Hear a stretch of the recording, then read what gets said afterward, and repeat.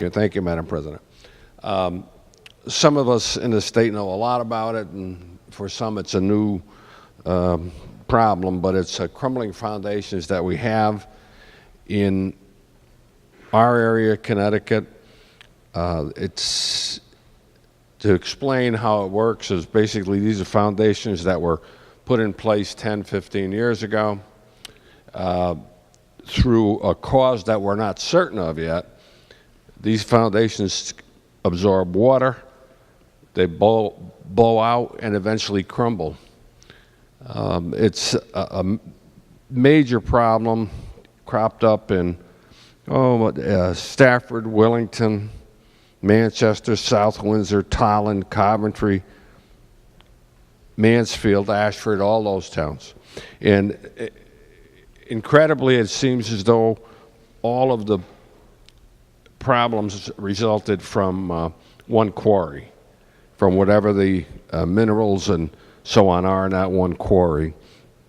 And for that reason, we have the University of Connecticut studying the issue to find out if the cause is what we think it is. Most people think that, and the Attorney General thinks so. It's probably something called pyrrhotite, which is a mineral. It's commonly found all throughout the world, but our guess is that in this particular quarry, the concentrations are so great that it causes this problem.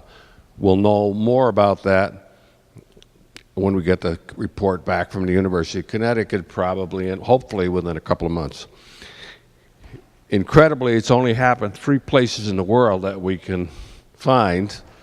It's Ireland, Quebec, Canada, and our little area. And as you can imagine, you're talking about a catastrophe for the families that are involved. You're talking about someone's home, for most of us, our biggest investment, and it's crumbling right beneath their feet. The solution is not simple. You have to jack up the foundation. You have to remove all the concrete. You have to remove whatever you have in the basement, air conditioning, heating system. If you have a finished rec room, all that's out. Estimate take between 6 weeks, 8 weeks to complete the job. It means you have to live somewhere else with your family. And up until last couple of weeks, it hit just private homes. Well, now we're starting to hear condominium projects that are also affected, 2 that I know about. One of them has 400 units. So this is a problem of epic proportions. I think it's something that eventually, and I hope I'm wrong, but eventually this will be something that people around the country will know about because it's going to be that serious. Now, we did pass a bill to address it, and Senator Austin was instrumental in Planning and Development Committee about this problem, but that was going forward. That was mostly taken care of. For example, one of the things was, which we found out because of this problem, is that building inspectors don't routinely take down the name of who poured the foundation or what quarry it came from. That's not required. So now you're going back 10, 15 years, 20 years in some cases. No, even the builder could be out of business. So it's hard to track it. So that's what that bill did. This would obviously try to take care of those that have already had the problem currently. And obviously this is just an authorization. We're not going to, I wouldn't think we'd be taking it to the Bond Commission because we don't have the final analysis of what happened.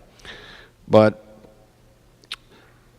we had a meeting last night in E.O. Smith High School in Mansfield, which was attended by over 350 people.